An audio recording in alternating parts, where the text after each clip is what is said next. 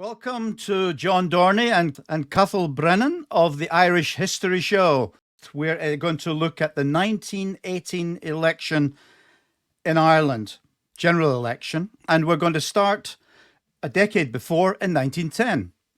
Cathal, at the December 1910 general election in Ireland, 82 Irish nationalist MPs of a possible 103 were elected to the Westminster Parliament. The bulk of these were from the Irish Parliamentary Party, or IPP. Yet less than a decade later, the IPP lost most of its MPs, going from 71 to a mere 6 at the 1918 election. My interest is in what caused the rise of the new Nationalist Party that wiped out the IPP. And first off, what kind of political identity did the IPP have at the time of their success in 1910? Were they full-on revoke the union types, or were they more modest home rulers or devolutionists, as we Scots might say? Well, first off, thank you very much for having us on the show, Peter. And that really is the crux of the 1918 election in Ireland. And it's the Westminster general election. So the whole of the UK is going to the polls. And remember as well that this is the first UK general election since the end of the First World War. So it's a really, really important election in both Irish and UK-wide history. Now, the Irish Parliamentary Party becomes this monolith in Irish politics. It dominates nationalist Ireland. And there was a historian in Ireland who's passed away since, David Fitzpatrick, described the Irish Parliamentary Party as vampiric, in the sense that it sort of sucked up all the nationalist movements within Ireland and concentrated them into this one national political movement. Now, in the 19th century, you have the expansion of the franchise throughout the UK. So more working class people are getting to vote, more lower middle class people. It's expanding and expanding, and more people get to exercise the franchise. And in 1918 as well, you have women voting for the first time. So a whole cohort of people who could never express themselves politically at the ballot box get the opportunity. Now, the Irish Parliamentary Party grows out of a couple of different things. One of them being the land movement. So the land movement is very closely entwined with the political movement. And your viewers probably have read about or seen things about the land wars in Ireland and the desire for landless labourers and small farmers to be able to own their own land rather than just renting off some huge landlord, some aristocrat. So the Irish Parliamentary Party is able to combine the political desire for home rule with land and all these other new movements that spring up throughout the 19th century, issues to ranchers and access to land, but also they're able to incorporate things like the proto-labor movement and towns and cities and urban dwellers. And whenever there's a new political movement that looks like it's springing up, usually to the left of the Irish Parliamentary Party, the Irish Parliamentary Party is able to sweep these into the same national movement. Now, in terms of their ideology, because it's led by, initially, it started up as like a home government association.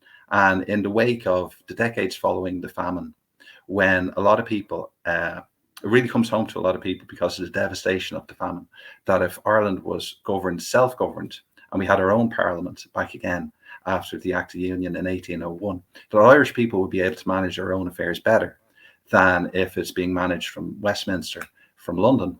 And as I said before, with the expansion of the franchise, areas throughout Ireland that would have had Conservative or Unionist MPs, they sort of gradually, as more people can vote, more of the ordinary people, and by effect, more Catholics, because they would be disproportionately in the lower section of society, those Conservative seats are going and going and going.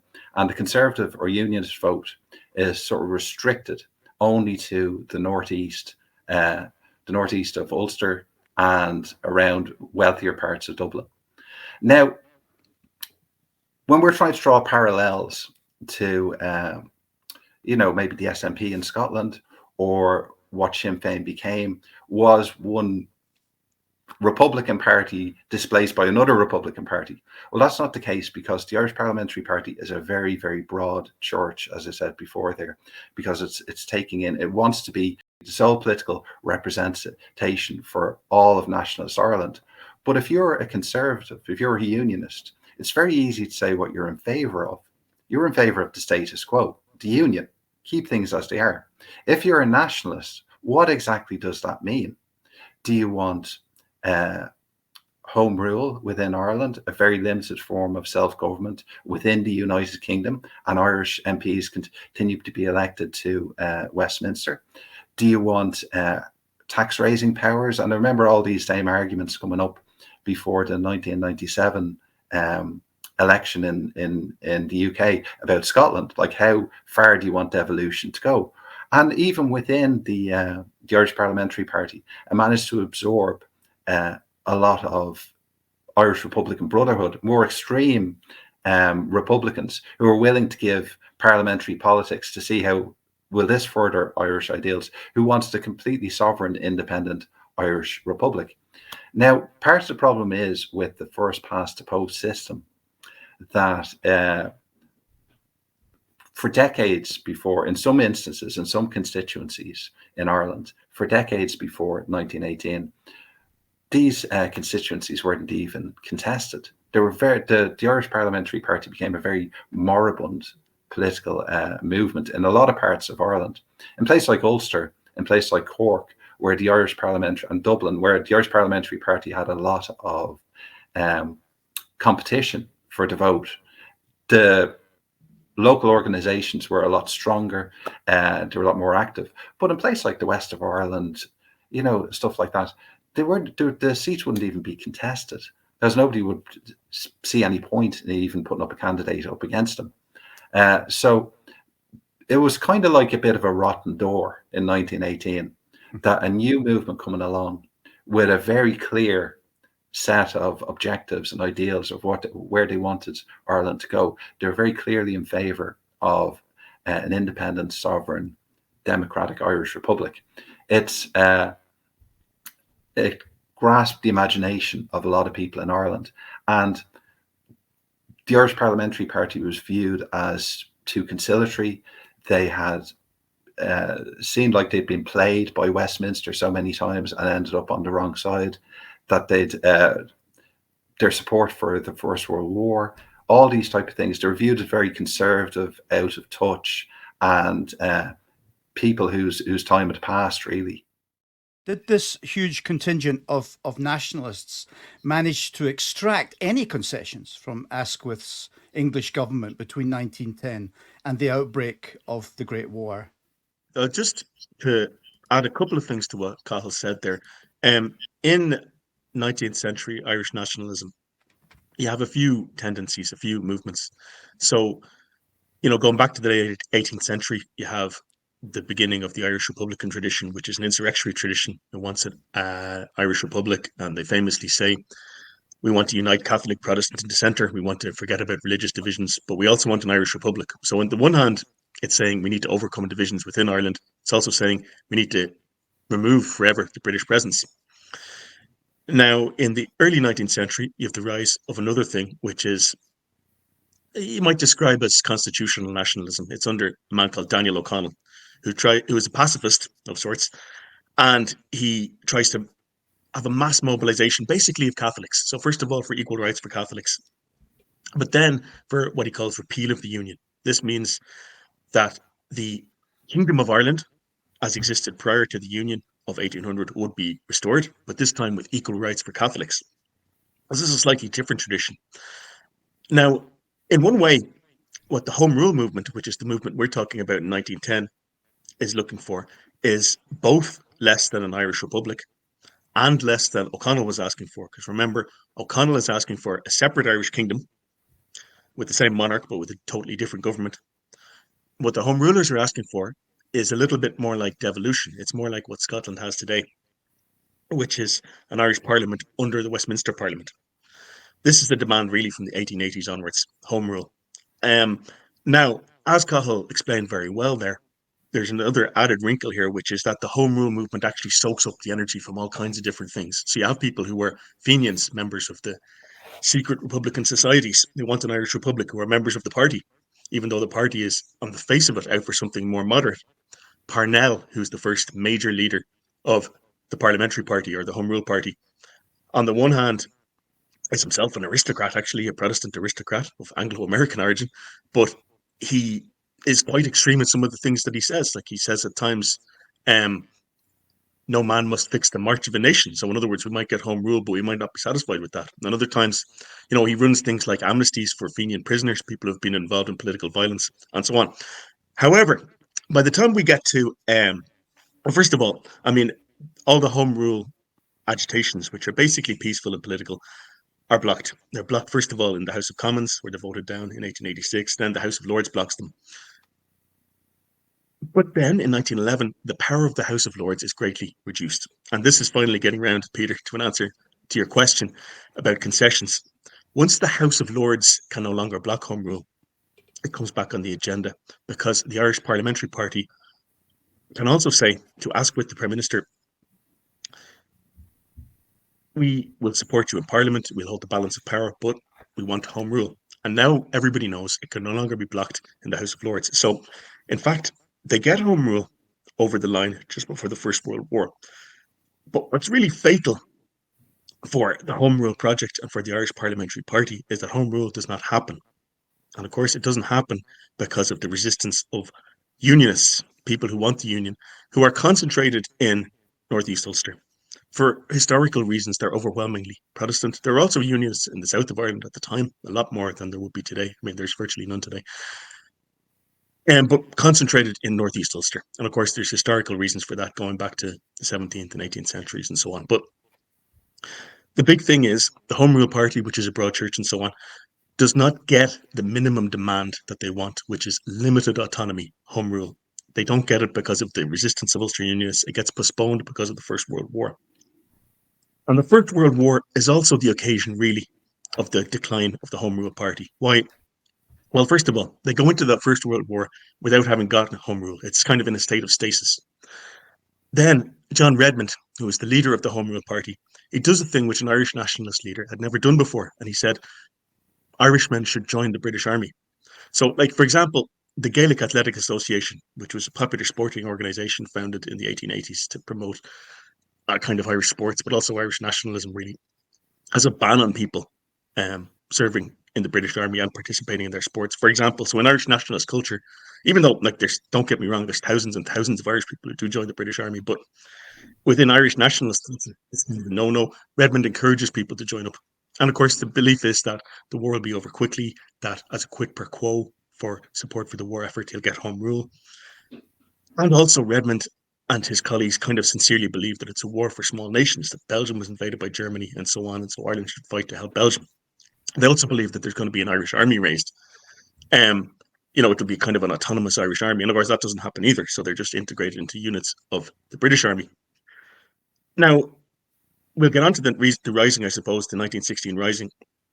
But the thing I want to stress here is the Home Rule Party is a broad church. Redmond takes it too far in the direction of pro-union and pro-British. Like, Redmond says things like, we'll be finally a union of equals, so not destroy the union, but we'll be a union of equals. We'll be finally partners in the British Empire, and so on. And Redmond sees this as a good thing. And you have the circumstances of the rising in the First World War, but basically, I think Redmond takes it too far in this direction and still doesn't get what he wants, still doesn't get home rule. And also the partition of Ireland is looming in 1914. Thank you, John. That's very interesting. Was it only the IPP who were supportive of England's war? There were other nationalist MPs. Was it? Well, yeah, there's a handful in the thing called the All for Ireland League, yeah, but they're basically home rulers. They're basically dissident home rulers. I feel like they fell out with the party. The support for the war effort at the start is not very unpopular, but it becomes very unpopular because basically two things happen. Like, when the war goes on, and lots of people are killed. Like, lots of Irish are killed in Gallipoli, for example, in 1915. And the recruitment kind of drops off after that. But secondly, home rule doesn't happen. Like, the deal was supposed to be support for the war in return for home rule, and it never happens. But I mean, In terms of Irish nationalism, though, I mentioned there's other strains of it. The other strain, like the Irish Republican or the separatist strain, they're violently against Redmond, and they're violently against support for the war. Like, so they're kind of lukewarm in favor of home rule. They say things like it's not enough.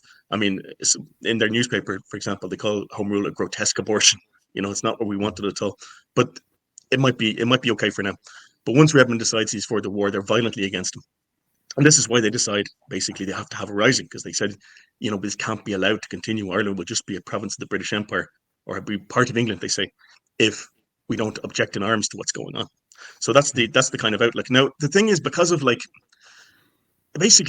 kind of sectarian divide in Irish society, for historical reasons, you have very set in stone difference between nationalists and unionists. You have some unionists, some nationalists, of course, who are more conciliatory to Britain and so on, but they're never going to be unionists, for historical reasons. And unionists, there's some Protestants who do become nationalists at the time, but not many, to be honest. The sectarian thing is it's quite a solid thing in our society, unfortunately, at the time. You've answered a few questions I had coming up there. Now, when did Sinn Fein then emerge as a political force? They became so strong that they swept the board in 1918. What was the reason for their emergence? Well, it's a funny one that pre-1916, Sinn Fein, they have some representation at local government level. And because the Irish Parliamentary Party is such a catch-all, such a big party within Ireland, at a municipal level, they're viewed in a lot of ways as like the clean brush that's going to get rid of jobbery and corruption and all these different things. That, as we said there, the IPP is viewed as a bit moribund, and they're a bit clearer in their ideology as well, because the IPP can be all things to all men. They can be up on the election platform. They can be the biggest Republicans. They can be the most conciliatory to unionists. They can be everything and anything. That this will be like, a nation once again. And at the same time, we're going to be, as John said, equal in the British Empire. They are all things to all men. So you can see that Sinn Fein make some inroads at local government level as like a nationalist protest vote in some ways. But they are also part of this wider cultural nationalist movement. So from the late 19th century onwards, you get the growth of, as John mentioned there, the GAA, the Gaelic Athletic Association, the literary revival, the language revival,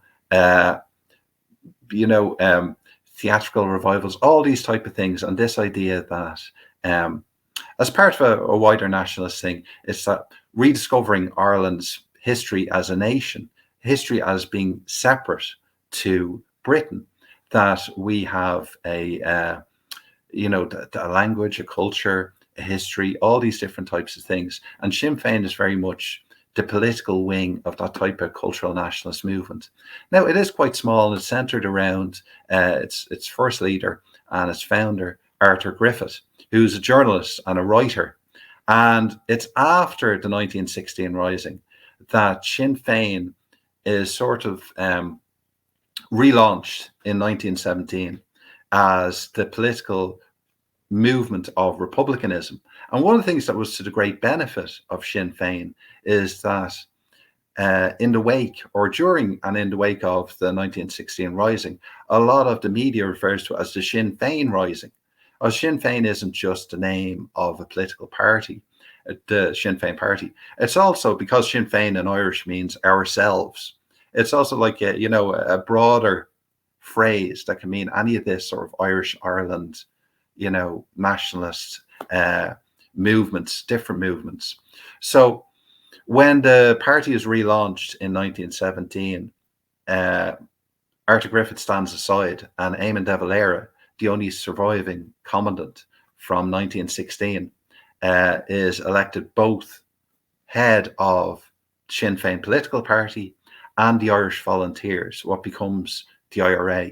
So you're uniting the political and the revolutionary or the military into one single movement with a political wing and a military wing. And when it comes, you see then throughout 1917 and 1918, as by-elections spring up, because there's a big gap between the last UK general election and the one at the end of 1918. So we have in the course things by-elections. Sinn Fein candidates who are standing are not just standing on a platform of, their manifesto to do with a Republican Ireland and a sovereign independent Ireland, but it's also a referendum on the Irish Parliamentary Party and the failures that it's set, like as the question you asked there, that during the Home Rule crisis, that period between like 1911 and the start of the First World War in 1914, it's a referendum on how people have viewed the performance of the Irish Parliamentary Party, that they have made all these concessions to Westminster and they've got very little, if anything, in return. What is viewed that they have got is sort of in cold storage that might come sometime in the future. But people's faith and confidence in Westminster delivering this is virtually nil at this stage. And as John mentioned there, with partition, even the Irish Parliamentary Party are so desperate at this stage for anything they can bring home and show people. They tentatively agree to partition. And this caused a huge split in the Home Rule movement in Ulster. It's viewed as not what it becomes later on, that, two parliaments within Ireland. And it's viewed as that some of the counties in Ulster, out of Ulster's 9 counties, either 4 or 6, and 6 is what became Northern Ireland, would be temporarily excluded from the running of Home Rule. And all these different things combined, that people believe that Redmond and Devlin and the other parliamentary party leaders have been taken for a ride by the British government, and people have just lost confidence in them. Yeah, a loss of confidence in the Nationalist Party is a modern phenomenon as well. Yes. I'm just wondering about the media's role in all of this. Obviously, there was no radio, TV, but did Ireland have its own homegrown indigenous media, or was it dependent, as, for example, we are in modern Wales and Scotland, on basically media which is London-centric? Everything is owned by them, and most of the journalism is London-centric. Did Ireland have its own indigenous? Yeah, absolutely. It was kind of a homegrown ecosystem to a large degree. Now, you did have English papers in Ireland as well, but no, it's basically homegrown. Like, the main national papers would have been based in Dublin. They would have had a wide readership. You would have had the Irish Times, which would have been a unionist newspaper at the time. That would have been obviously very hostile. It was actually very hostile to Home Rule, let alone an Irish Republic. However, you'd also mainstream broadsheets, the Irish Independent and the Freeman's Journal, which were almost organs of the Irish Parliamentary Party. Like you said, Cathal said there, rather, that the Irish Parliamentary Party was this monolith. Like, it was almost like a one-party state in being. Like, it almost had its own newspapers under its thumb, and they were very supportive of whatever the party said. Now, the flip side to that was, and Irish Republicans always bring this up, historically, and talking about the Irish Independent today, is that those same newspapers, for the same reason that they were so loyal to the party, condemned the Rising of 1916. They condemned it as a crime, and the Irish Independent called for them to be executed, the leaders, which of course they were, 16 of them executed in the wake of the Rising. The rise of Sinn Fein was almost despite the press. Like, the press is still hostile to them in 1917 when they start winning by-elections, and in the big election of 1918. And the Republicans of Sinn Fein, or the separatists, as they were often called in those days, seem to have got around it. Like, they had their own press, although it's fairly small, but through kind of energy and canvassing and man and woman power, I guess you could say, they seem to have got around it. Now, the interesting thing about that is that once they win that election in 1918, the moderate nationalist press comes around to see which way the wind is blowing, and they kind of come over to a moderate Sinn Féin position, which they hold basically until the Anglo-Irish Treaty of 1922, and then they basically come on board with the settlement of that time. It's an interesting one. I mean, it's kind of I would say they succeeded despite the media then. I don't know if Cathal would have more to say on that. Yes, and I'll just say as well that, we're drawn to parallels here between Ireland and Scotland. And one of the things I think you were curious about, Peter, is like the spread of unionism throughout Ireland, as you're looking at Scotland as well, and where unionist votes and conservative votes are concentrated in Scotland, is that this idea that unionism only exists in Ireland in the northeast, and after partition, all the unionists are in the north, all the Republicans are in the south. When you look at the media and when you look at the newspapers, as that's really the main source of information and media, then you're getting unionist newspapers in Kerry, in Clare, and like, you know, going concerns, like, you know, they're not huge, but you're able to run a business, a unionist newspaper in Kerry. So unionism exists throughout Ireland. So you get, the newspapers are a really fascinating source looking at this period throughout Ireland, because obviously you have the local newspapers are huge, and you can see how things play out in, you know, corners of Ireland, but also, as John was saying, national newspapers. So the ones that are based in either Dublin or Belfast, and they're articulating, you know, people's views of the current situation, but also, you know, as was mentioned there, how the wind is turning and how reflecting the popular mood, because you don't want to be too out of step with your readership. Yeah, that was actually one of the questions I bypassed a bit earlier about the extent of what we Scots call yuns, amusingly, in Ireland. That answers that very interestingly. I hadn't realised there were so many. Perhaps you call them West But, Brits. We could, they sorry, call themselves North Brits. Yeah, I'll just say as well, Peter, that even in that famous 1918 election, that landslide for republicanism, there's a unionist being elected in Dublin. Like in Rathmines, there's a unionist elected. Now that's fairly solid middle class, upper middle class South Dublin. So that's not a huge surprise, but it's not extinguished altogether. And when you have proportional representation after the Free State is set up, there's quite a few unionists. Now, unionism becomes a bit of a pointless term after the Anglo-Irish Treaty in the South. So how do you, you know, repackage yourself? So a lot of these people are like the businessman's party or the ratepayers league and all this type of stuff. So they're representing, like, you know, a right-wing economic sort of viewpoint. But like, as you were saying there about, like, you know, West Britons and North Britons, I was doing some research into the Earl of Middleton, who was the leader of the Irish Unionist Alliance up until the Anglo-Irish Treaty. And he's one of these, you know, great aristocrats that you see back in this period. And he has all his lands around Cork, huge big estates, but he also has lands in England and Scotland. But Scotland was where his main lands were, even though he was the leader, this political leader in Ireland. He's based most of the time in Scotland. And when you look at, I was in Kew in the National Archives in London, looking through his papers, and you could see his stationery. And I can't remember where exactly. I think it was Aberdeenshire. He had his main, like, mansion, and it was always North Britain. It was never Scotland, always North Britain.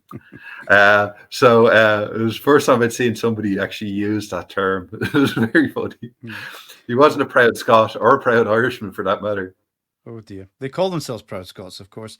Well, it's interesting. The current election campaign in the UK, you may have seen, the Labour Party in Scotland, they call themselves Scottish Labour, but they do not actually exist. They're the English Labour Party with a branch office in Scotland, and they have faded out the Union Jacks on their on their little boards, Scottish Labour. Whereas in England, it's all lots of Union Jackery, and Starmer himself is a huge English nationalist. Interestingly, now just to zone in on the 1918 result, was there any one factor that sealed the fate of the IPP to Sinn Fein? Was it the conscription crisis?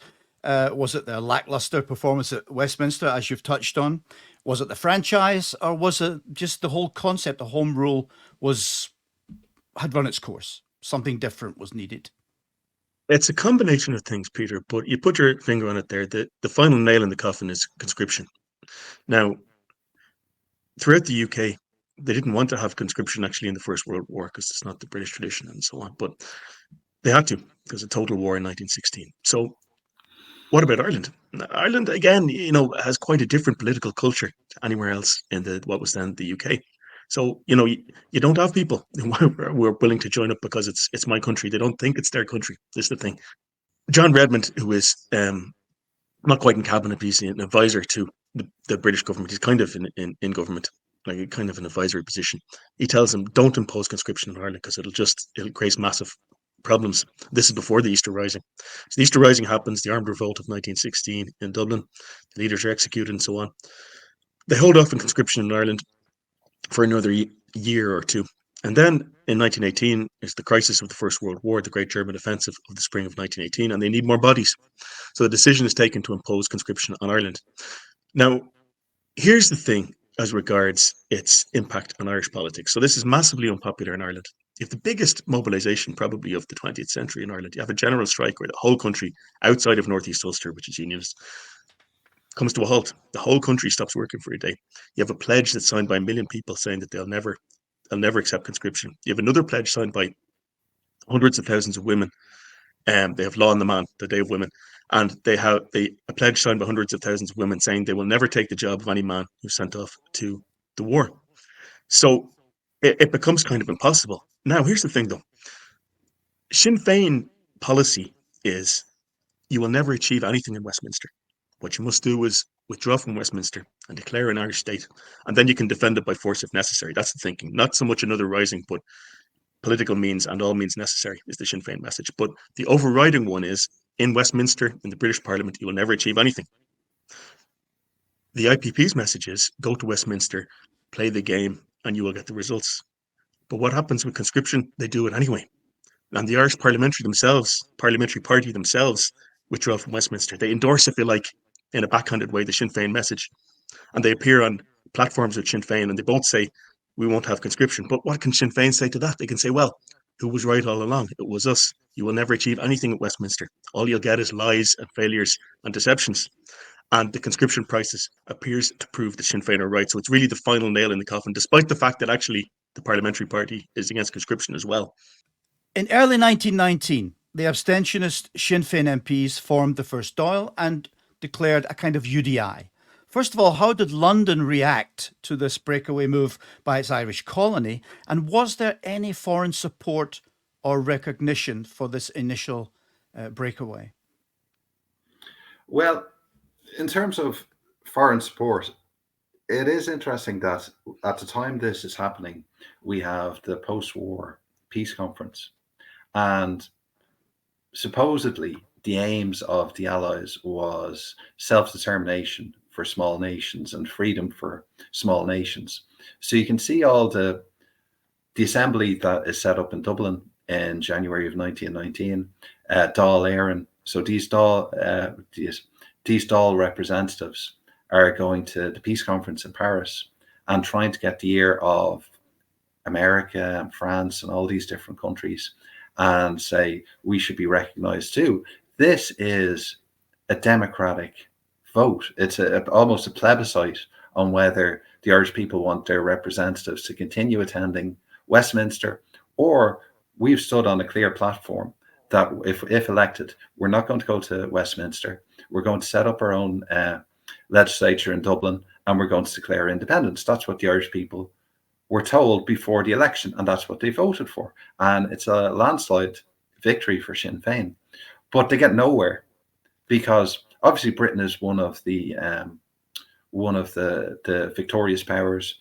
Its other allies, the other big countries, are not going to recognise Ireland if Britain is opposed to it. And also from the British point of view, if you recognise Irish independence, what about then people in India, people in Egypt, people in different African colonies, Asian colonies? So they're not willing to recognise it in any way, shape, or form. Now, from that period onwards, we have the start of the Anglo-Irish War, or the War of Independence. So it's not just a political issue whether the Dáil will be recognised or not by Westminster, whether there can be some agreement between the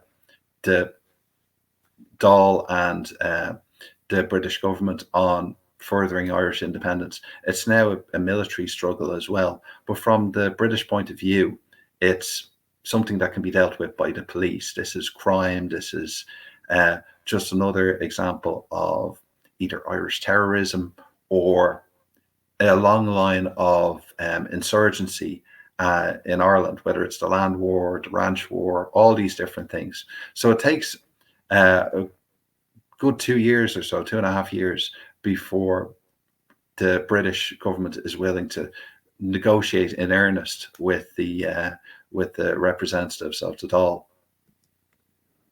If I can add a little bit to that. So the British government had a lot of experience with dealing with Irish nationalism and so on.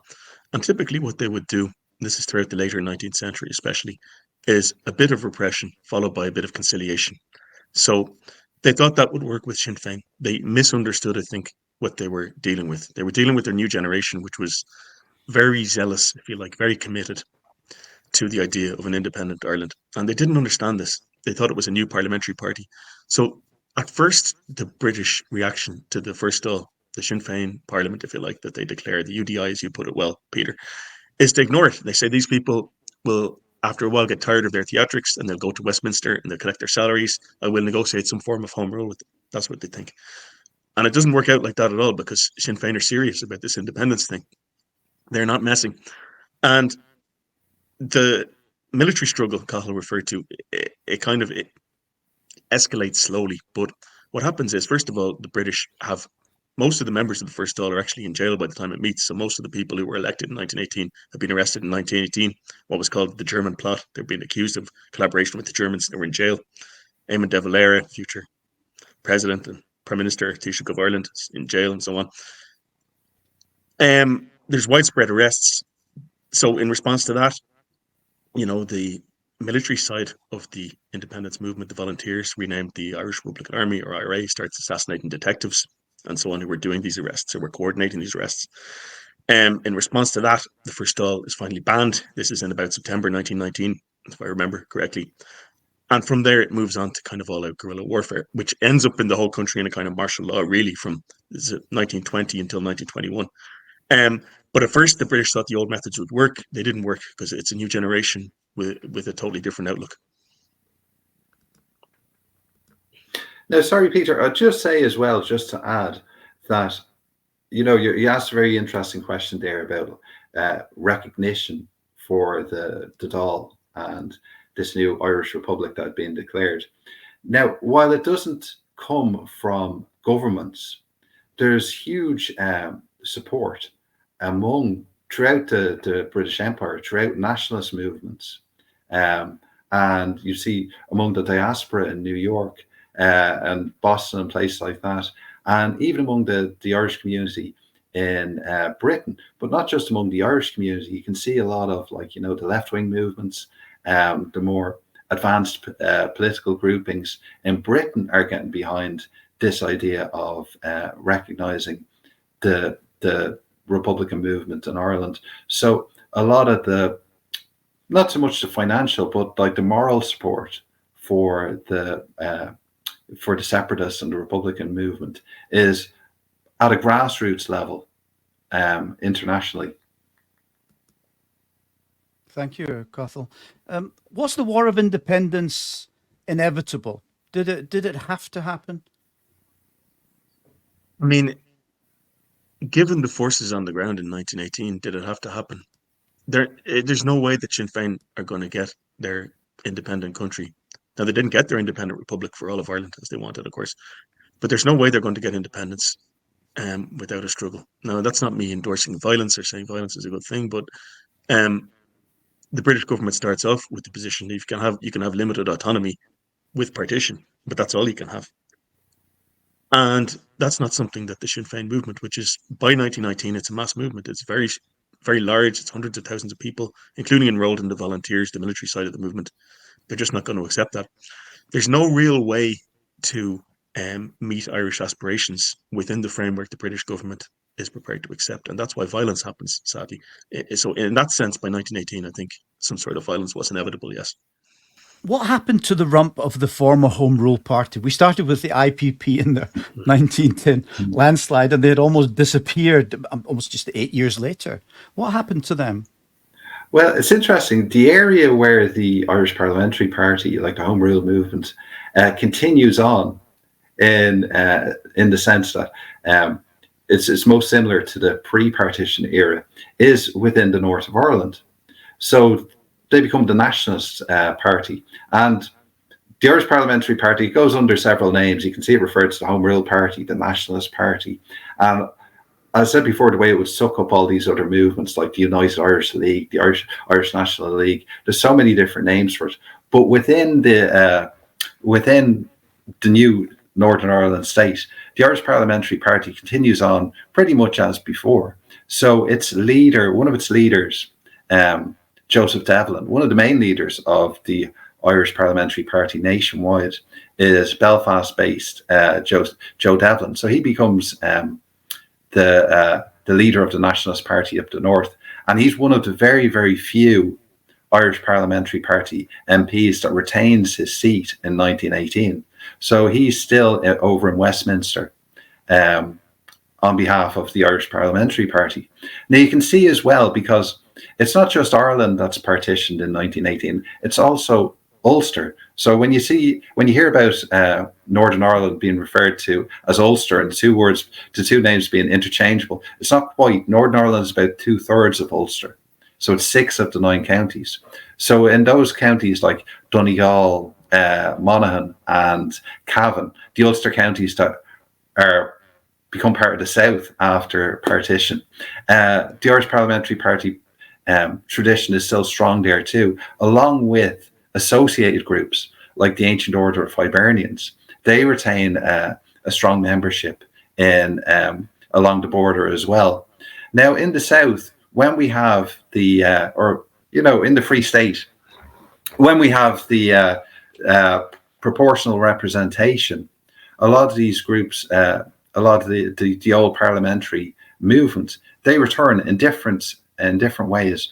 Like the John Redmond's son, Captain William Redmond, he becomes leader of a group called the Irish National League, and they continue on during the 1920s. And some of these parliamentary figures, they become independent TDs, like MPs within Dáil Éireann. And then in 1933, there's a coalition of all these different groups coalesce, along with Cumann na nGaedheal, which is the pro-treaty wing of Sinn Fein, when Sinn Fein splits after the Anglo-Irish Treaty. So they coalesce with Cumann na nGaedheal to form Fine Gael. So groups like the Centre Party, the National League, these all come together to form this sort of like conservative nationalist political party that at the moment is the largest party in the Dáil. Now they're still going Fine Gael, but they end up in the Fine Gael tradition, the Fine Gael party. So this is like, the moderate pro-Anglo-Irish Treaty wing of Sinn Fein combined with the old Irish Parliamentary Party tradition. Oh. So there's a direct link between the main political parties still active in Ireland today and the Anglo-Irish Treaty and the attitudes that were taken towards that. Listen, Cathal and John, it's fantastic speaking to you. Really interesting. I can't really stop without getting your reflections on the current general election, part of which will be played out in the partition of Ireland, the northern part. Sinn Féin, again, still standing on abstentionism. And if they get a bigger return, do you see a possible move towards a referendum on Irish unity?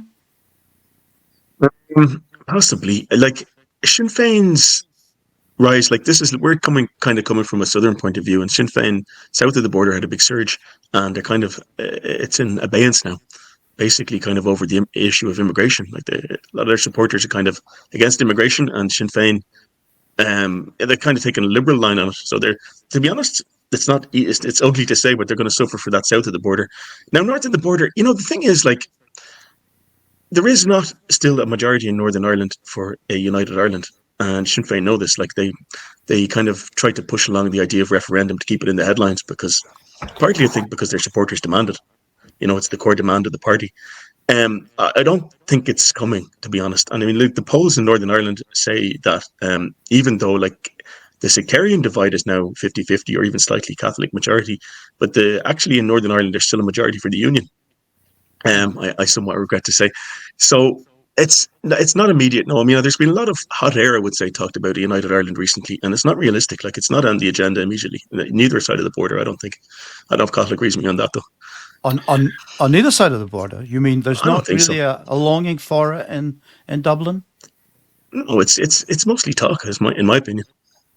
Well, let's put it this way, for a unification of the country, which should happen, there needs to be planning. There needs to be an idea of how will we integrate the administration of the North with the South, for example. How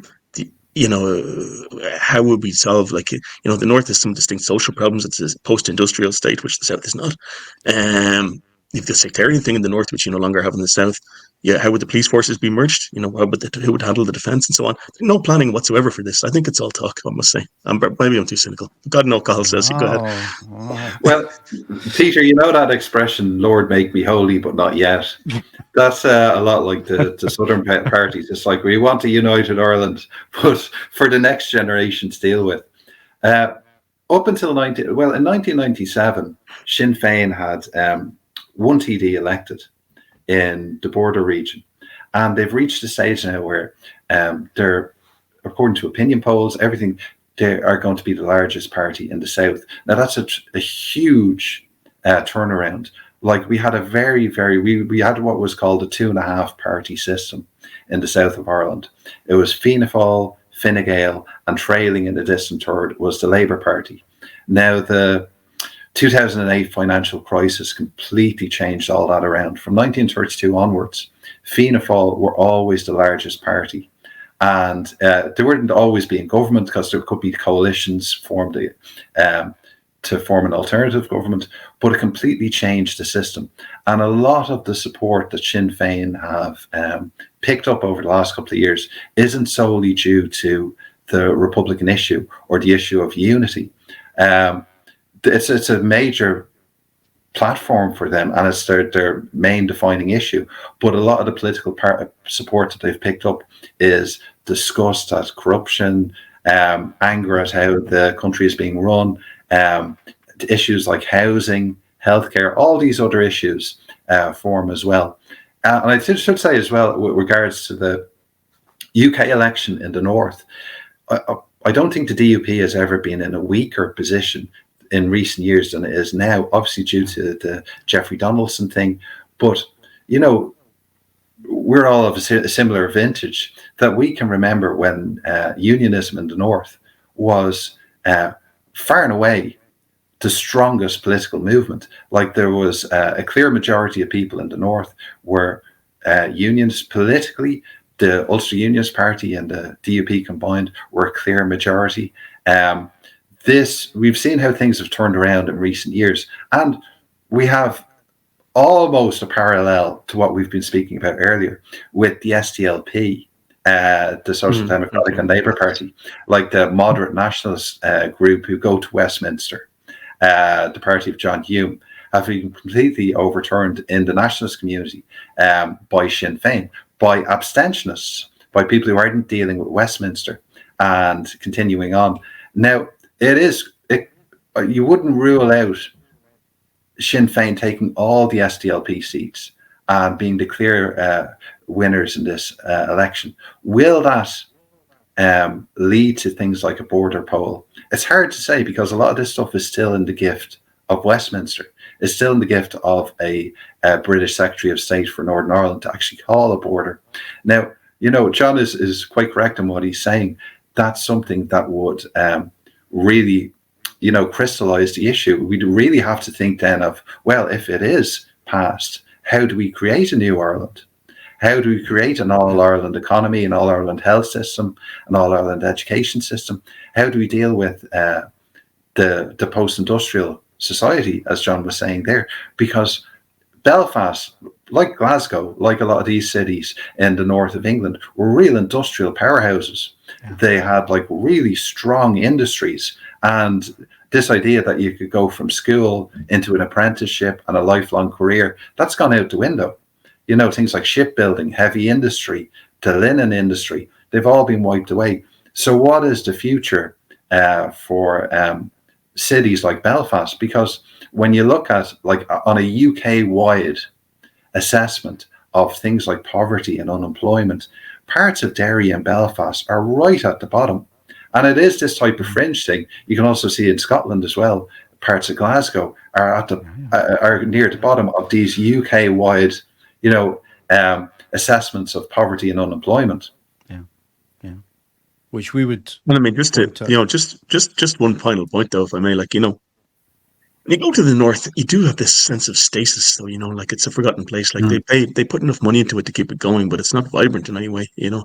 And this is the result of, in my opinion, continued British rule, because when you're on your own, when you're independent, you have to solve your own problems. When you're not, when you're dependent, you know, it can just trundle on without solving any of them. And I think that's where the north of Ireland is. However, as I said, I don't anticipate a referendum, certainly not in the coming years. You know, it hopefully will happen, but it's down the line. I expect if Northern Ireland had oil, gas, and renewables in great measure, they would certainly not be given any border pull at any point. But it seems a bit of an unwanted child at the moment. Wow, on both sides. Yes. Yeah. Now this is, you know, if you talk to Northern nationalists, particularly, let's say they're perennially bitter about this, you know, and perhaps, and rightly so, I suppose. Rightly so. They're like the unwanted child. They really are. Yeah. Well, their friends, which is us, I suppose, are not friendly enough, and their enemies are still their enemies. You know, so they're a lot of them will feel a certain amount of bitterness about that, and perhaps rightly so. Yeah, it's the ultimate rock and a hard place, isn't it, today? John, Cathal, thanks so much for your time. And where can people find you? You run the Irish History Show podcast. Are you on most podcasters? Yeah, I'll let Cathal tell you about the History Show because he runs that side of it. Just a quick plug for my website, also theirishstory.com. Lots of articles and podcasts on Irish history. And Cathal, you might want to tell them about the History Show. Theirishstory.com. Irishstory.com. Thank you. Theirishstory.com. You can find us on irishhistoryshow.ie. It's on Spotify and iTunes and all the different podcast platforms. So along with theirishstory.com, that's where you'll find all the podcasts and the articles. Super. Thanks a lot, lads, and all the best. Thank you very much. Thanks so much, Peter. Bye now. Bye. Bye-bye.